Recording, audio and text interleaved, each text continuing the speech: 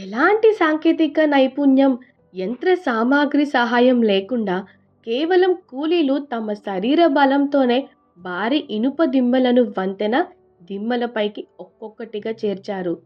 వంతెన నిర్మాణంలో పాలు పంచుకున్న కూలీలు అక్కడే నివాసం ఉండేలా ఆంగ్లేయులు ఏర్పాట్లు చేసి వారి కోసం నాటి మద్రాస్ గవర్నర్ ప్రత్యేకంగా ఒక బావిని తవ్వించి తాగునీటి వసతి కల్పించారు.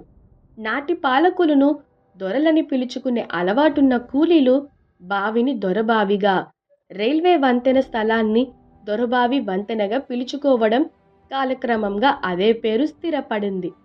సుమారు 800 మీటర్లు పొడవున వంతెన నిర్మించడానికి కూలీలకు 3 ఏళ్ల సమయం పట్టింది.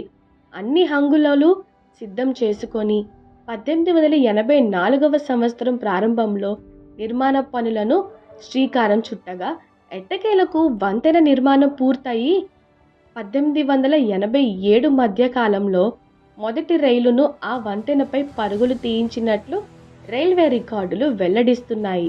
చూసారు కదా ఫ్రెండ్స్, ఇలాంటి వీడియోస్ మరెన్నో తెలుసుకోవాలనుకుంటే please like, share and subscribe to our channel. Thank you.